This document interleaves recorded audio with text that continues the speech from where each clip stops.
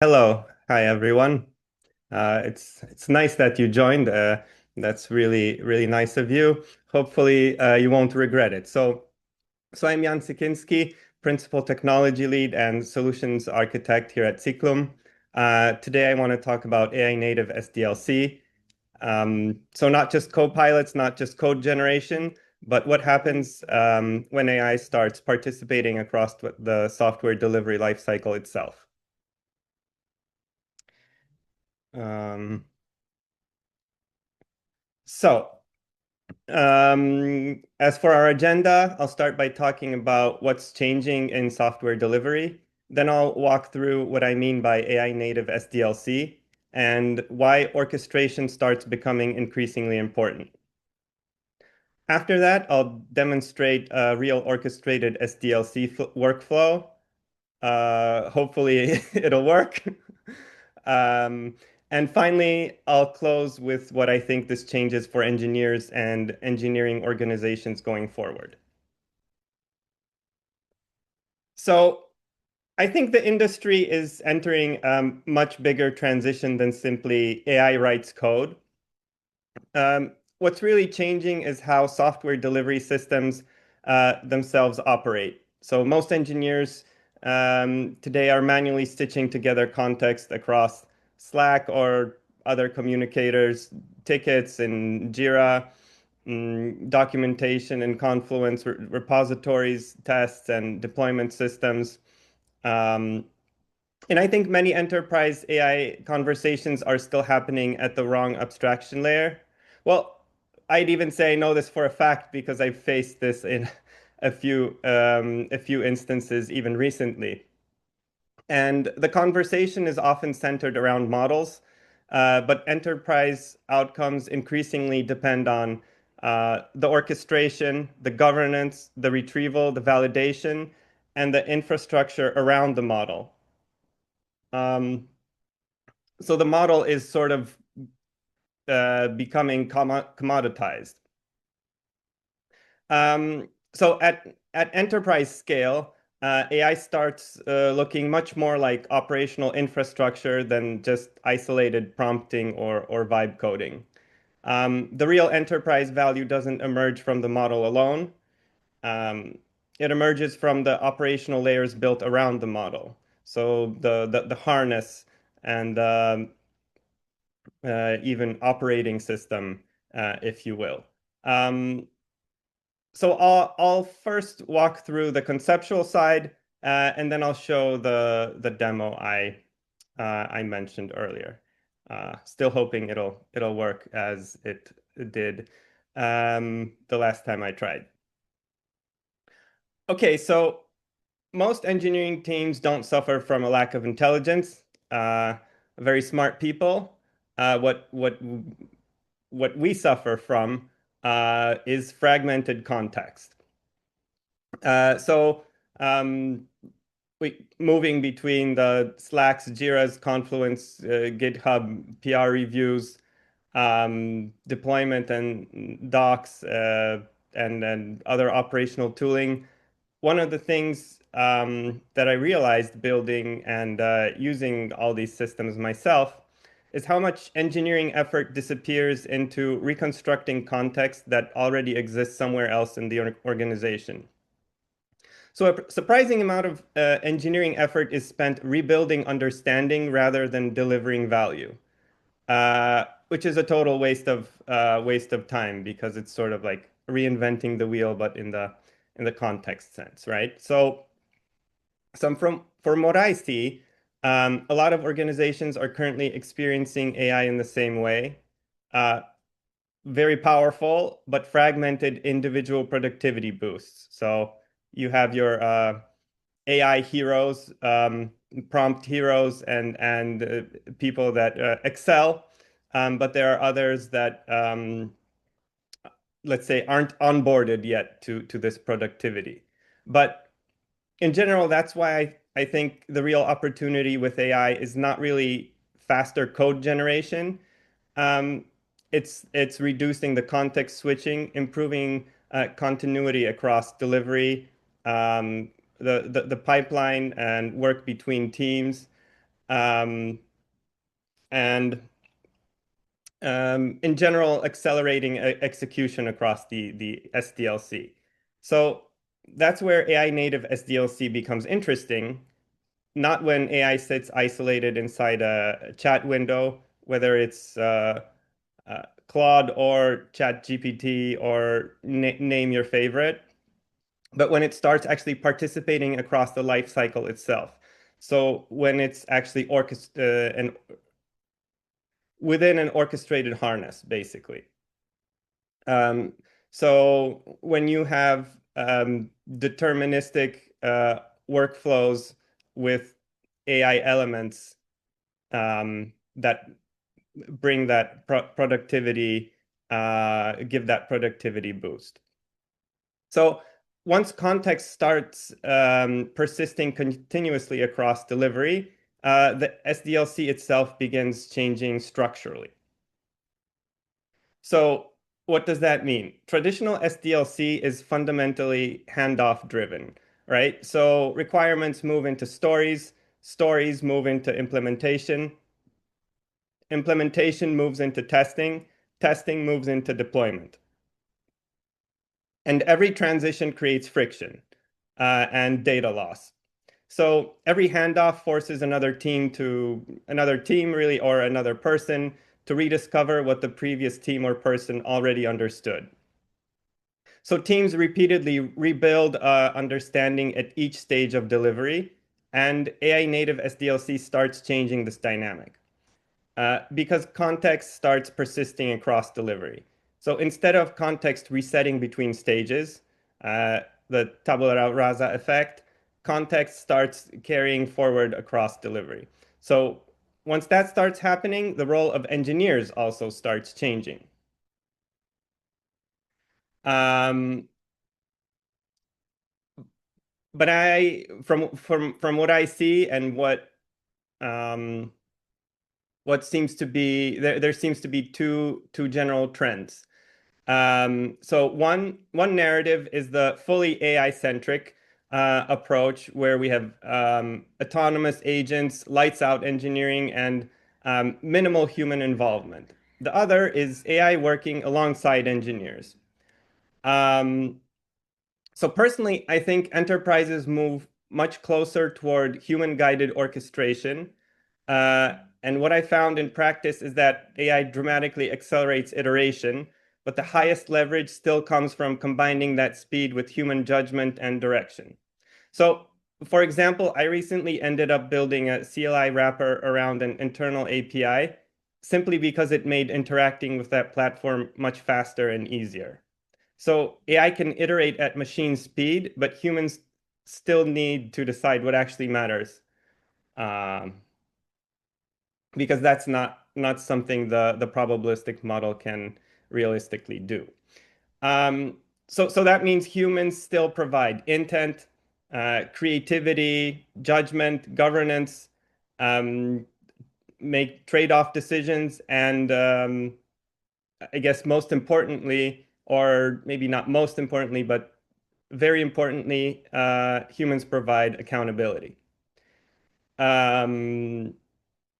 Yeah, so that we don't have runaway rogue models. So we already moved beyond simple autocomplete. Now we're seeing systems that participate across planning, development, testing, documentation, and delivery workflows. Because of that, engineering work starts shifting away from repetitive implementation and more toward orchestration and decision making.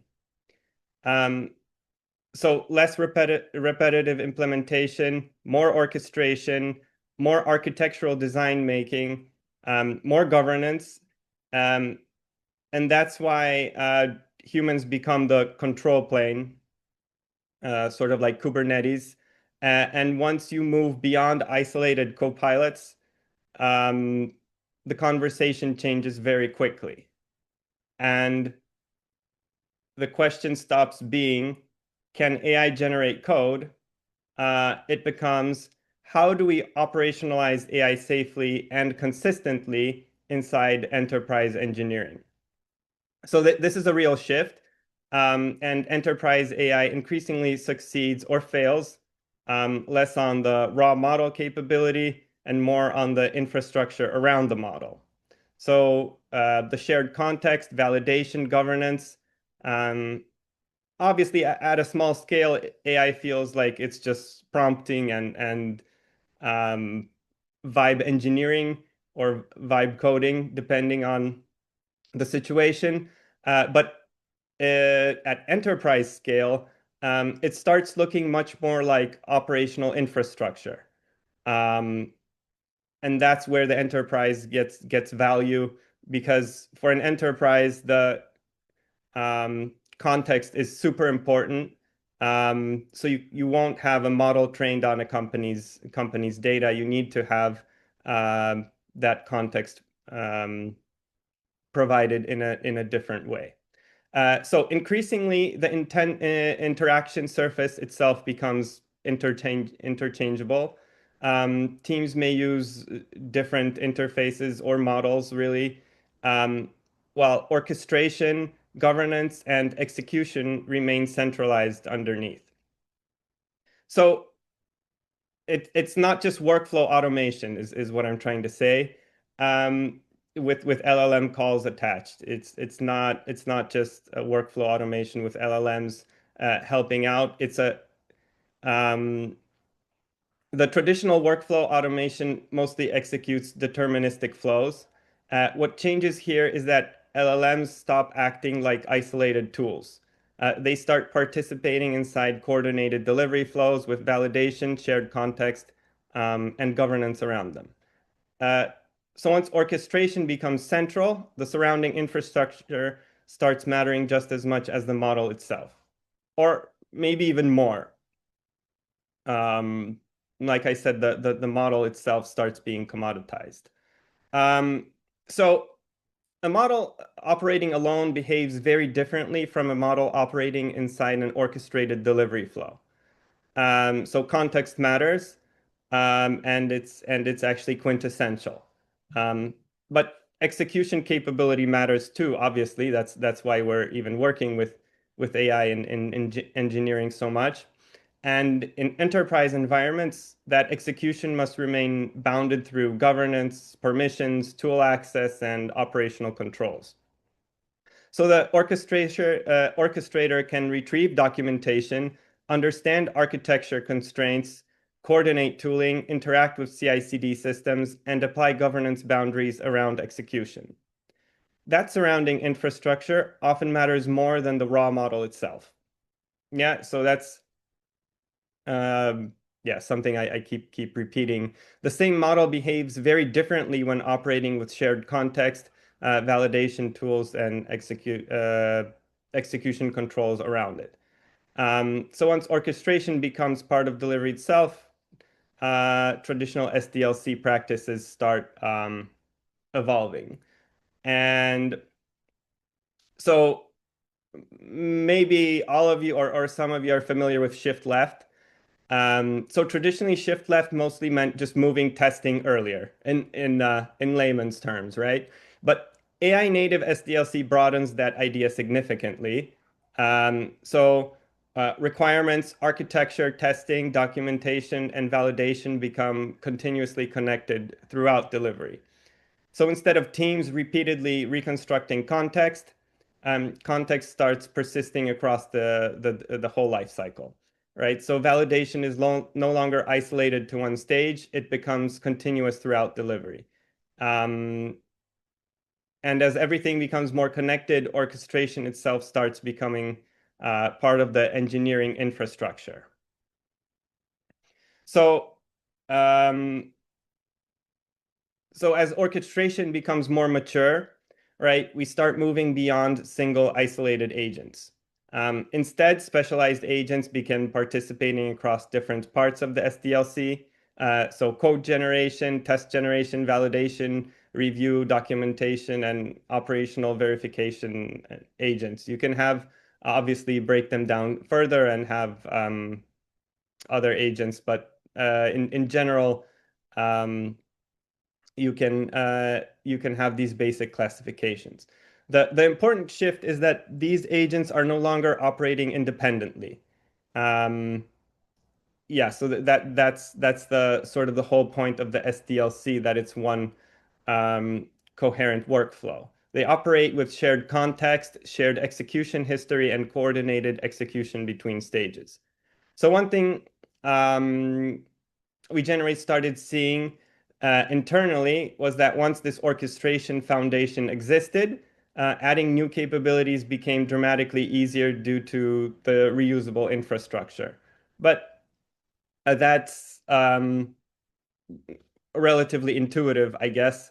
Um, but for example, instead of building disconnected standalone tooling, we could integrate additional capabilities directly into the existing orchestration flow. So um, internally, this is one of the reasons actually we started building an orchestration layer across the SDLC flow. Because once orchestration becomes reusable infrastructure, expanding AI native delivery capabilities becomes dramatically um, easier. And so I'm not going to walk through every component of the Prodigy agentic framework here. It's just for reference purposes. The important point is this. Enterprise AI quickly becomes an orchestration problem. As you can see, there are many, many components at work here. Um, so not just not just a prompting problem, right? So this obviously much more involved than just a little just a little or large prompt. Okay, so Prodigy acts or really any orchestration framework, but I'm just speaking about this one in particular since it's related to the demo. So Prodigy acts as a governed orchestration layer connecting organizational knowledge, repositories, SDLC systems, tooling, and models into a structured execution layer. Um, the framework can also expose capabilities through MCP surfaces, so teams can connect governed workflows into preferred LLM environments rather than being locked into a specific surface or interface. So the interaction surface can remain flexible um, while governance, execution, operational controls remain centralized. So that's the um, core message of this architecture diagram. So Um, so that at the center of this orchestration is execution, planning, tool coordination, memory. Memory is obviously a very, very significant element here and can be discussed at length on its own. So the agentic orchestration should have sort of memory like humans, short-term memory, long-term memory, and all kinds of different memory. Um, but it's just part of the puzzle. And so around that sits the governance, retrieval, telemetry, and policy enforcement. So in an enterprise environment, obviously, role-based access control, ACL, um, everything really related to access is of paramount importance. Yeah, sorry. Mm, so enterprises do not scale safely by controlling what chat UI people use, right? They scale by governing execution paths, credentials, policies, approvals, and workflow infrastructure itself. So rather than keeping this purely conceptual, let me show you how this can look in practice here. So I'll stop sharing for a second, and reshare with the demo. So here we have a bunch of pieces of the puzzle. So one, we have GitHub. There are example pull requests, but so we can see it's a real GitHub here. We have two Confluence entries and no tickets in Jira. We have our Mongo Compass, and we have our Slack channel with my test here. We have the very basic skeleton with nothing here on the main branch. So oh, and we also have Postman here previously pushed collection, so during the demo, another one should appear. All right. So for this demo, the execution starts from a, well, for me, a very natural place, but obviously it depends on what communication devices you're familiar with. But this example is in Slack. So we're orchestrating a migration from Oracle to MongoDB in the order service ecosystem. Instead of manually jumping between tooling and reconstructing context repeatedly, the Slack request becomes the starting point for an orchestrated execution session. All right, so in this case, we can start the flow and see what happens. So the migration resources are already indexed and available throughout the context. So before execution even begins, the required schemas, migration assets, and operational resources are already available because execution is not starting from zero. So instead of one isolated AI interaction, the request is converted into a structured execution pipeline. So as we can see here, we have schema analysis, data profiling, and a migration plan at the end here that gets created. The important thing to note is this line right here, which is analysis cache hit. So what matters here isn't the cache itself. It's that execution is no longer behaving like an isolated one-shot interaction. So prior analyses and execution state persist across sessions rather than being recomputed repeatedly. So for the demo itself, obviously this is useful. We don't need to wait for another long LLM analysis cycle before continuing. And execution can continue from a previously completed state. So here is here is the migration plan. It has what was it, like over 1,000 lines. So we're not going to read it, but it's pretty pretty in depth. I'm not going to approve the first version though. That would be too boring. So I'll provide additional feedback. And the feedback will be to add item potency, basically, and I'll send it over. So now the second generated version we'll see coming up. Okay, I'll approve this one.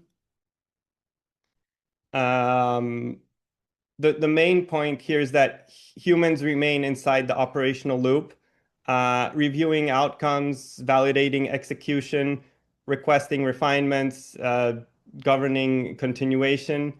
So the human is accountable throughout the whole process. So we can see what happened. Here we also were able to uh, eliminate pure LLM calls in the interest of time. So, but everything else that the result would have did happen. So um, we have the process still continuing, and here it finished. So we have our confluence and story. So let's refresh here and see what happened. Okay, in review, this one was con 230. Here it is, our story, and here was the ticket that was written in order to complete the story, and it's tied to the migration plan that we generated previously. So obviously, the story is not robust enough to generate uh, enterprise grade code off of, but with the migration plan, somehow something usable should be generated. And there's a link to the audit log, which we can take a look at if we refresh here. And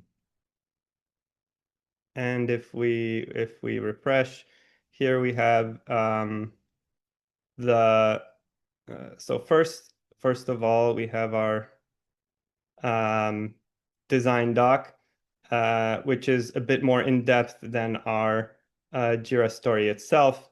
Um, it's a bit involved, but it's based on um, the markdown file. And what we also have is, so we were at 230. So what we also have is our SDLC trace. We can see here what took the most time, what events there were. We have a quite detailed table of what happened, and then we have another little uh, histogram here. This one is would be more interesting if we actually had the heavy duty coding agent run, but in this case, it's mostly routing.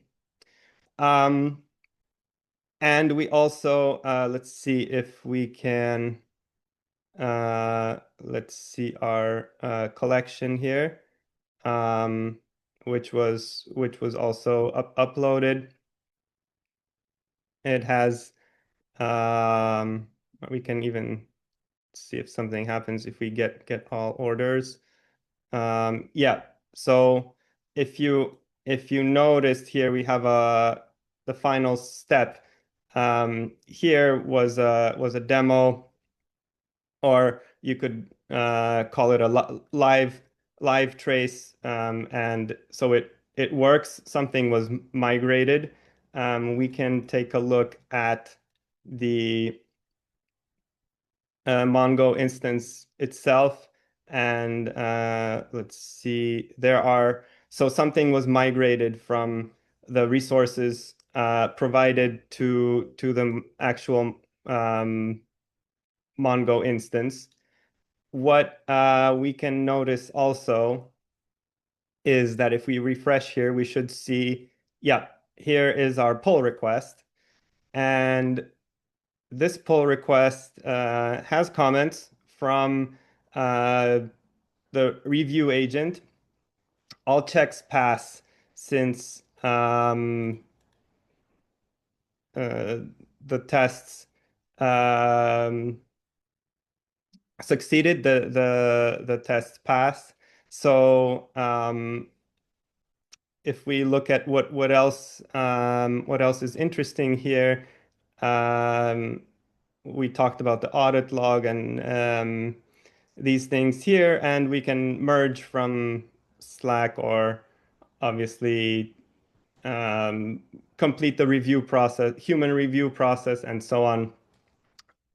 In in um, in GitHub, but the main point is from the Slack message with some interaction, we got to the point where we have a PR and we can continue the interaction with the PR agent and review agent. But what else I wanted to show was that um, that's sort of the operational part, but here um, we we have the control plane. So when I say the human is the control plane, um, part of it is that they have access to the control plane. This is the control plane of the agentic framework that actually ran uh, the workflow. So this is basically where orchestration, governance, approvals, telemetry, and integrations come together. So this is the central control plane. Um, and this is in my mind what matters operationally, even more than a pure model that for me is becoming a commoditized resource. So if you have the operational harness, it doesn't really have to be a sophisticated control plane. You can use LangChain or LangGraph to string along your workflow just fine. But in an enterprise environment, you need realms, cybersecurity, and stuff to be more sort of robust. So that's but various cloud providers also have similar features. But in enterprises, hard to stress enough that permissions and role-based access are um, really key to keeping all the context and knowledge within the organization and not leaking outside or to people that should not have access. So here, the important shift is from isolated AI interactions toward continuous governed execution across the SDLC. So what we saw just now was not just simply code generation. It was the coordinated execution propagating across the SDLC with governance, validation, auditability, and operational continuity built into the flow itself. And I think that's the really important shift. So AI native SDLC stops looking like isolated tooling. It starts looking like operational infrastructure. All right, so that's it for the demo. So I'll stop sharing and then find my presentation and share that again. Okay, here we are, and we're back. Hopefully. All right, so we saw the demo. It worked, so that's good. As we know, demos can be cursed. Okay, so what's important here is that the SDLC itself becomes augmented, not just individual coding tasks, but the whole workflow. So I don't think AI removes the need for engineers. I think engineering work shifts upward in abstraction. So everyone's that was doing lower level tasks or is doing higher level tasks, basically in the direction of a solution architect.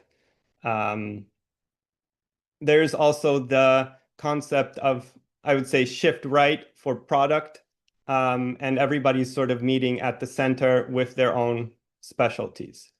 So where this brings us is that we have less repetitive implementation, more orchestration, more architecture, more validation, and more systems thinking. I think this is actually Where I'm going with the architecture part uh, is systems thinking, and especially when we get into the cybernetic theory elements with the system actually learning from itself. So from various logs and telemetry, um, you can improve the prompts and the whole workflow by basically using all the information you gather from the workflows as training material. But that's sort of another step in this direction. I'd say slightly beyond AI native SDLC that we're talking about here. Um, but what I do increasingly see is experienced engineers. When I find them, they become force multipliers through orchestration, governance, and coordinated execution. So it becomes a true one man army or woman or one person army. So what starts changing in AI native SDLC is that the entire delivery lifecycle becomes connected through orchestration. It becomes a single body connected, a single nervous system, going back to the cybernetic theory. Everything starts with intent, though. From there, the orchestrator coordinates execution across agents, tooling, validation, and delivery stages. Specialized agents participate across implementation, testing, review, and operational verification. Validation is no longer isolated to the end of delivery. So we have much faster iteration cycles. And we should take advantage of that and not get bogged down by automation bias, right? Not everything the LLM spits out is right, even though it can sound very convincing. That's for sure. So it becomes so the software delivery lifecycle itself becomes continuous throughout the entire execution flow, right? So the entire process becomes observable, auditable, and governed as changes propagate across the SDLC. So in my demo, there for demonstration purposes, I had it in Confluence, but you have everything tracked in logs. And you can have specific prompt versioning and logging on top of let's say regular telemetry. So that's the shift from isolated AI interactions toward coordinated AI native delivery systems that sort of I'm seeing, and I think we're sort of all a part of. Um, so looking ahead, I think this is probably only the first stage of how enterprise software delivery evolves. AI native SDLC is moving beyond isolated prompting and isolated coding assistance. We're starting to see systems where orchestration, validation, tooling, and execution become continuously connected across delivery. Um, and over time, these systems improve through better context, better coordination, and better operational feedback. I personally don't think that the future belongs to isolated AI systems operating independently from engineers. I think the real opportunity is building delivery systems where humans and AI continuously improve execution together in continuous feedback loops. And over time, these delivery systems will continuously improve through operational feedback and accumulated execution history. Um, so ultimately, engineering becomes less about isolated implementation and more about orchestration. Um, so in closing, I guess I'd say that AI native SDLC is ultimately not about replacing engineers. It's about changing what engineers are responsible for, um, moving up in the food chain, if you will, or at least the thought chain. Even though the lower level implementation can be very tricky, as we probably all know. the level of abstraction is sort of changing for engineers. So humans still provide intent, judgment, governance, and accountability, but AI accelerates execution. So and really the tedious work, right? Well, for people that prefer working on algorithms than higher abstractions, maybe they're not that happy. But then again, you can still work on algorithms even with AI. So engineers remain the control plane, and I think this shift will fundamentally change how software delivery evolves over the next few years. Um, yeah, and that's pretty much it from what I wanted to share. Uh, Here's a question. If nobody has a question, I sort of created a question for the Q&A. If you're quick enough, you can read it. And now we're in the Q&A part. Let's see what we can do with it. So the question is, who is responsible to confirm the migration is correct and the data is not lost? Well, that's sort of what I was harping on from or tried to sort of uh, make clear that humans are still the control plane, and ultimately the engineer is responsible. So the engineer is responsible for not only code reviewing and reviewing that the process is architected, I guess, and implemented correctly, but they're also still responsible for the results. So, yeah, the it's the whole workflow or AI, if you will, is just a tool. In the end, we must understand it's just a tool. It's very powerful, but it's just a tool, and it absolutely does not um, take away from human agency, I guess. And most importantly, we should definitely avoid automation bias, right? So that's another point that sort of aligns with this. Yeah, so that's we could talk more in depth, but let's see what other questions I managed to answer. Um, yes. So our next question here is the new engineers area of responsibility looks like team leads area rather than the architects. That's interesting. I would venture to say maybe both because yeah, like the response here without architecture, it's just vibe coding, not vibe engineering, and you need context. You need to have your general context documentation. You need to have that all the context in place for the engineering organization. So you need information related to the guidelines. You need information and sort of a source for related services. So exactly to this point, we need architecture.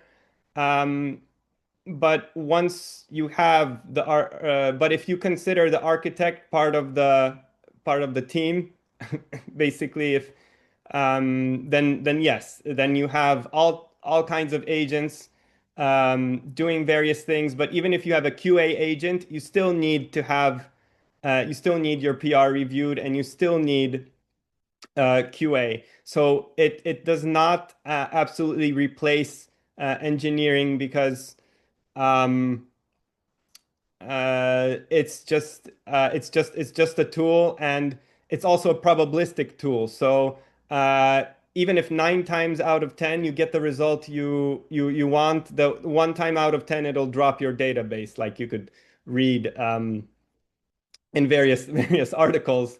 And there are jokes about interns joining a company and then uh, uh, someone asks, the client asks, for example, oh, the system is running so quickly, and then it turns out that the database is dropped. So, I mean, that's reductio ad absurdum, right? But the main point is, even though it's absurd, it serves to prove sort of a point. May I expand a little bit on my question? Yes, sure, but Ah, yeah, go ahead. so I'll try to be very short. Actually, what I mean that the architect is definitely like should take a part there, that architectural responsibilities. You should know how to do, but the architect's focus is basically how to build, right? And the team lead's focus is more like on what to build and then how to translate it to the ones who know how to build, right? And the agents actually handle how to build. And then the engineer should more focus on the intent, which is like intent is not architect's work. Intent is more of a team lead's responsibility, I'd Yeah, say. I So see. if we shift into intent, it's probably shift to team lead. Yeah, that makes sense. In this I guess definition that totally makes sense. But I would sort of enrich that. But one point is that the team does the implementation. So let's say high level abstraction thinking is done by the architect. We're going with Kafka instead of RabbitMQ, right? And all that is architected, let's say, and then you go down to engineering and implementation. So yeah, in this sense, definitely. All right, let me try to answer the next question here. So SDLC is not only development, does Prodigy cover other steps? Yes. So the in terms of Prodigy itself, but really any uh, um, orchestration harness, you can have uh, you can have any workflow, really. Here we're showing an engineering workflow, but it doesn't have to be related to coding. It can be um, mm, a finance workflow, right? It can be yeah, like a design workflow. It can be the STLC, right? So basically the software testing life cycle, which is part of the SDLC, but really anything can be orchestrated. The main point of using a harness rather than orchestration directly is to have all that um, operational infrastructure around it. Uh, Financial side, I'd say from what I've seen on projects, there is a 30%, well, that 20 to 30%, I guess, productivity boost when before, let's say, the process is fully um, AI native to how to before. Yeah. Um, and team composition, that's a very good question. Team composition is static, except in some cases it gets difficult for junior engineers. So Um, yeah, it kind of seems like you got to grow up quickly just from autopsy. There's a less need for juniors because the grunt work is performed by the LLMs. I think this will be um, there will be a gap in junior or like with junior engineers, and this might be an issue. But I think um, uh, the engineers that are I guess junior engineers will have simply a different skill set than let's say traditional engineers. Might be more AI LLM interaction savvy than actually understanding the underpinnings, and maybe that's just the way it has to be. But that's all just I guess speculation. Let's see what we have next here. So yeah, that 30% I guess would be the answer to productivity. Um, Yeah, cost. There are many articles talking to let's hire back the juniors because the LLM costs are high. But yeah, that's I would say as always that all depends. Um, it depends on the specific case. But yeah, and then let's say meme style. Extreme example that is the case. And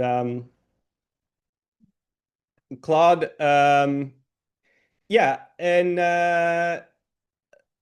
what is Claude, right? This brings us to the question because it's basically the chat interface and on the surface and behind the scenes it is also an orchestrator, right? The only um, the the only problem or missing piece that maybe Anthropic will add is the organizational orchestration part, because you can have Claude for and Anthropic Enterprise, right? But um, it still won't give you one central workflow. So that's kind of the missing piece. As we know, all these AI companies are moving really tried, really going forward quickly. So they might already introduce an orchestrator, enterprise grade orchestrator, basically. Um, Estimation, estimation is always hmm, I would say uh, a magic art in my mind, because you there are so many things to take into consideration um, that it's and possible to miss. So uh, from a timing perspective, yeah, it'll be faster. Cost, again, that depends. If you had a team of principals, then it will be cheaper, most likely. And if your whole team was juniors, then you'll probably be on the more expensive side. So really, it all depends. Uh, In terms of the Rovo question, Glean is probably more out of the box, a better out of the box solution if you want it to do more stuff. But if you have your own orchestrator, you can the features in Rovo are just one part of the puzzle. It's not possible to achieve the whole SDLC with just Jira and Confluent Atlassian suite. Um,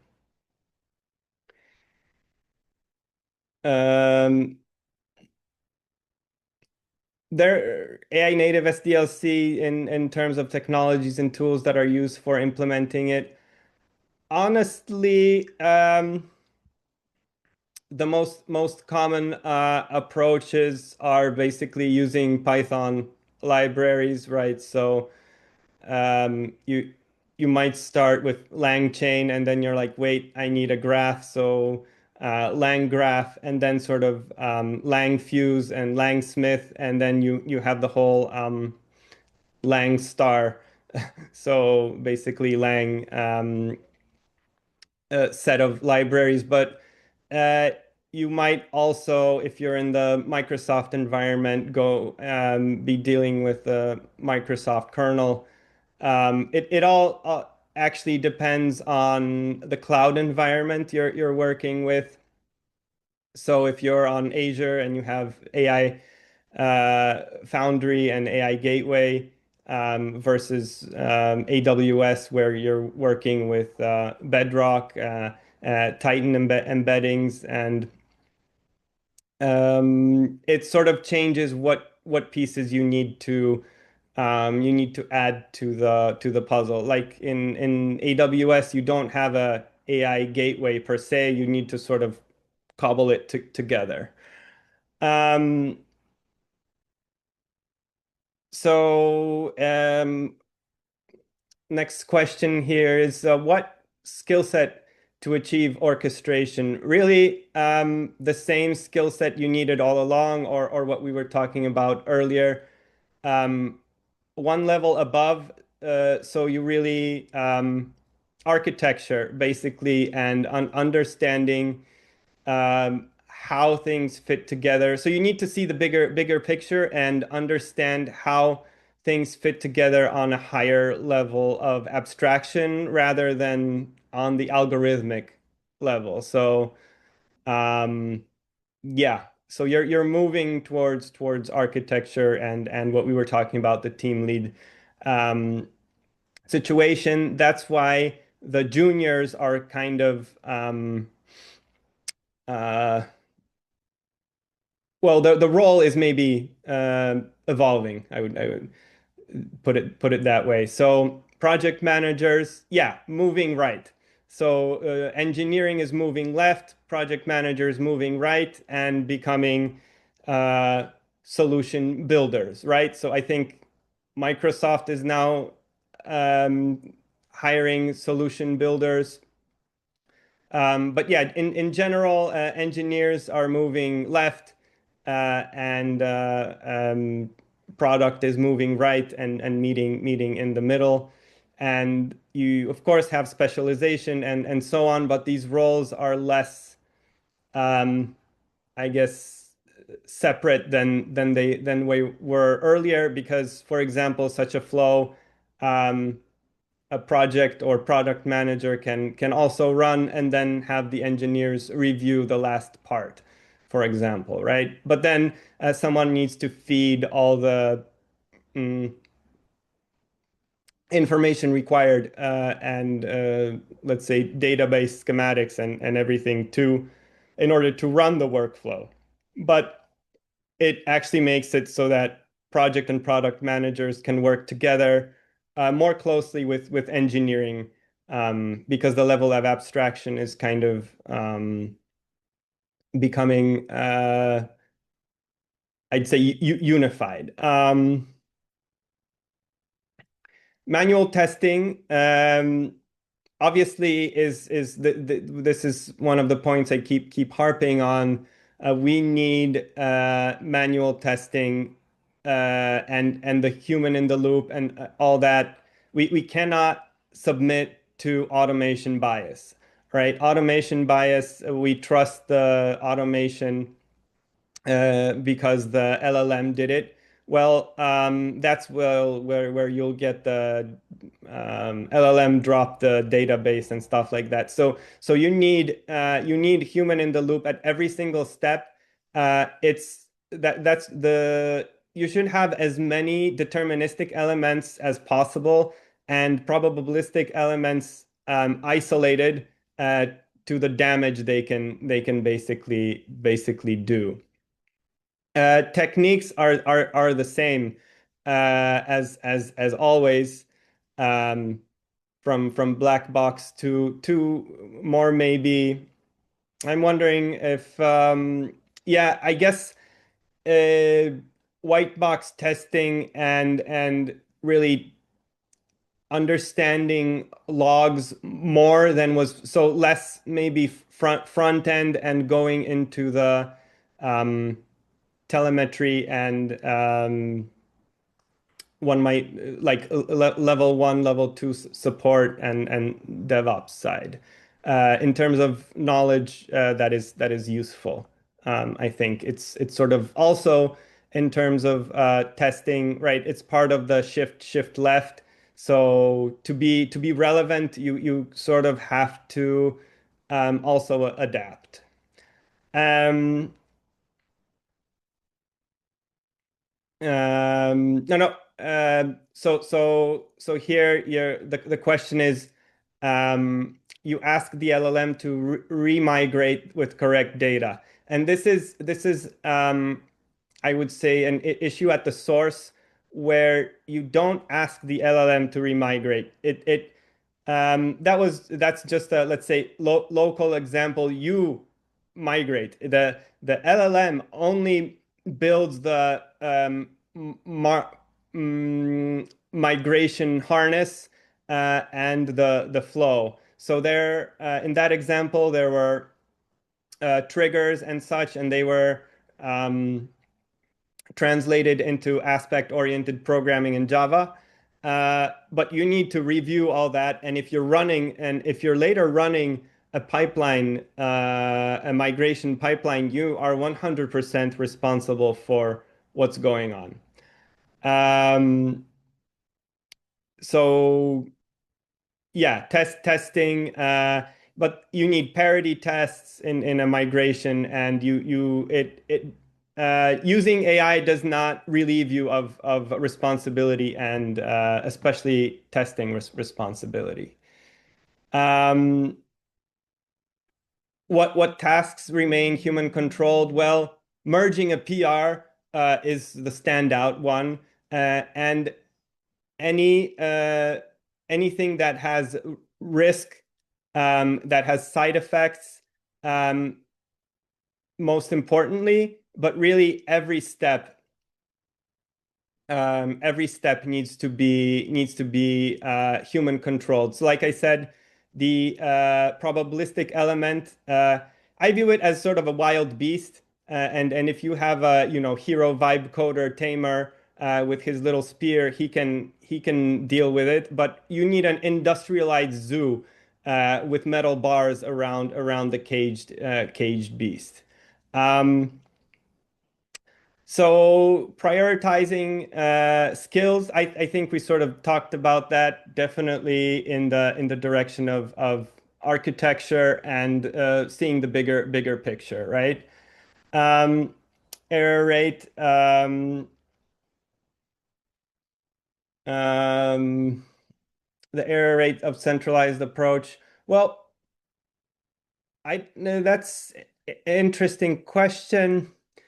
Mm, the I think it's kind of hard to answer directly because um, it's sort of a different animal. There could probably be statistics on that, but not really sure how to gauge that because really it the errors, depending on what we mean by errors, but what I can say is that the more context you have and the shared context through stages, the less, at least theoretically, there should be issues and um, uh,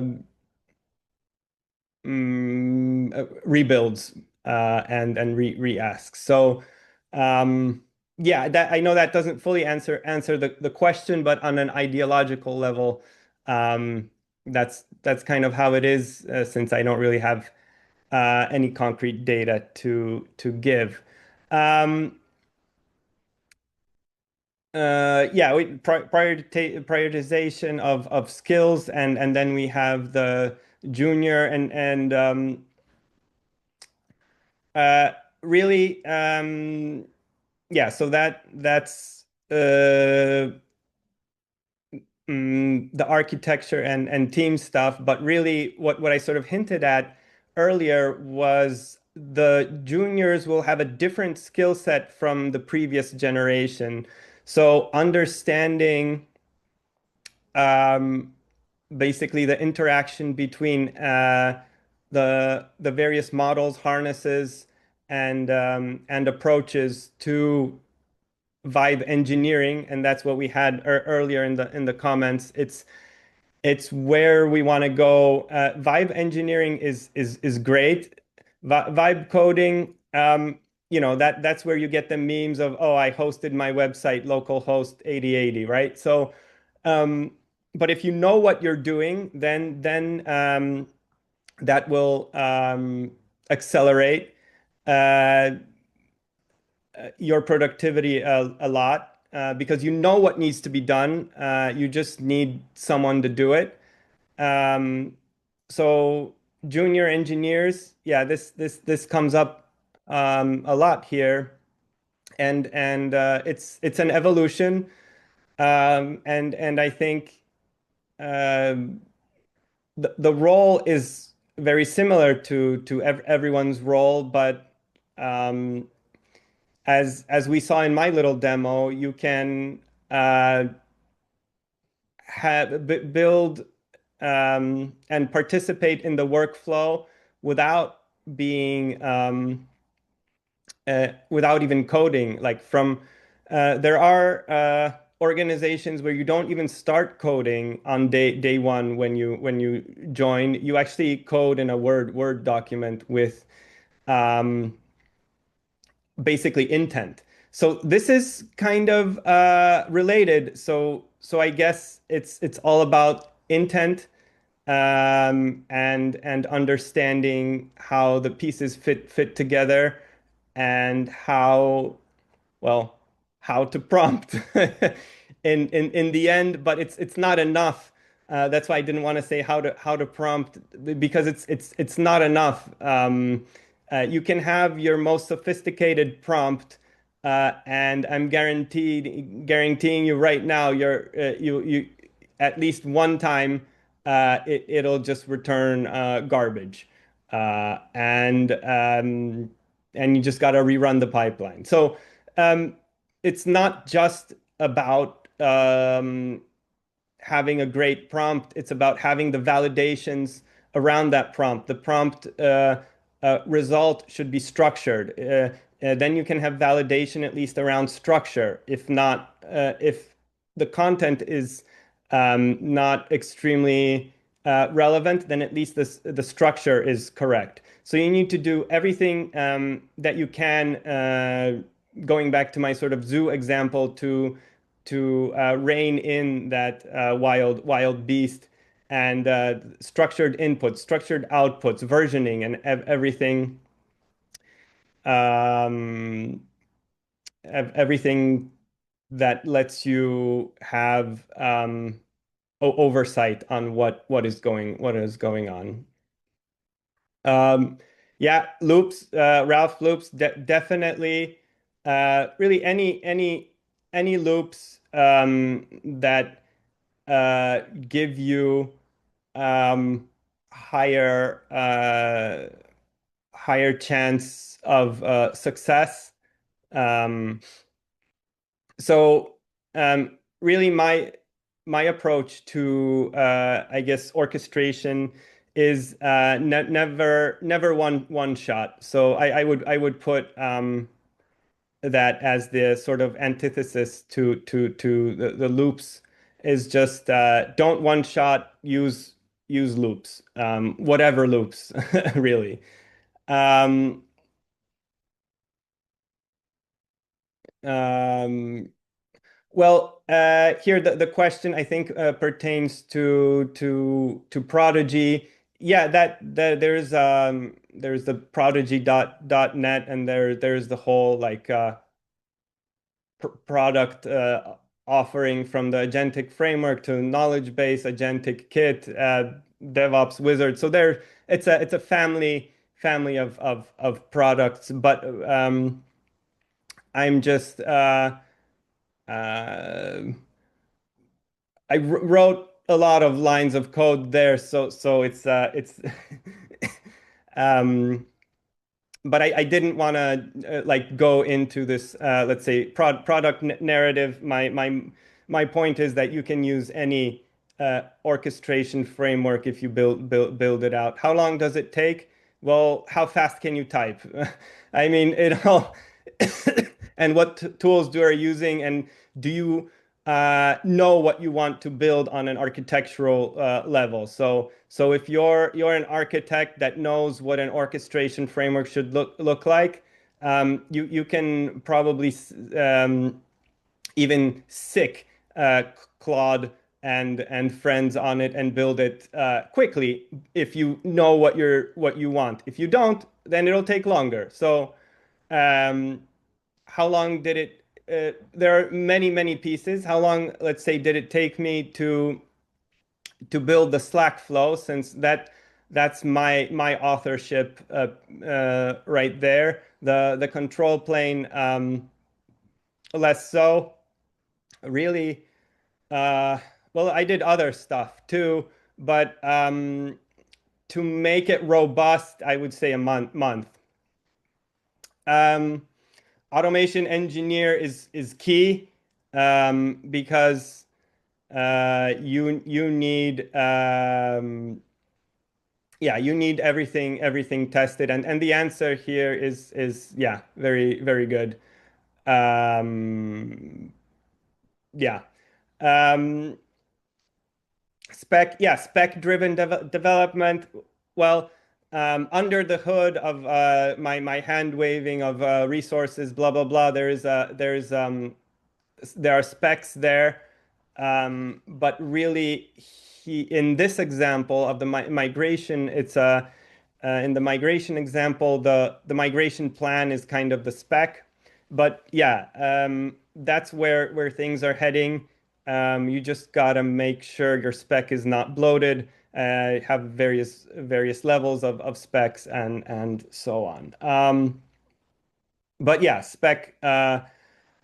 spec-driven development is definitely with whatever tools a good approach, but um, definitely if done wrong, I've seen it one huge context grow without but you don't need the whole context everywhere. So you need to build it in such a way that the right context gets routed to the right place in the right time. That's where we come back to our orchestrator and one of the central pieces of this um, architecture is a brain component that decides what happens when. And the orchestrator actually, yeah, there's a uh, meta level on top, which is the brain, which runs orchestrates orchestrators, basically. Even if we didn't cover something, I believe that we have some sort of surprise for our participants.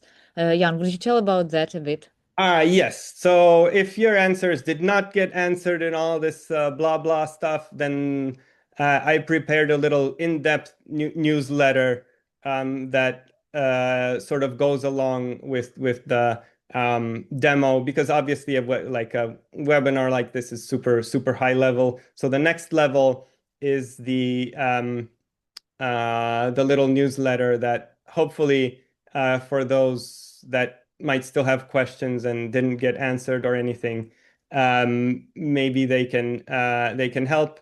And some people prefer written formats, so might be helpful. There are some diagrams, cats, and coffee. So I mean, what's not to love coffee and cats? Thanks for staying for so long. Hopefully not falling asleep. Appreciate it a lot. And I think this topic is very interesting.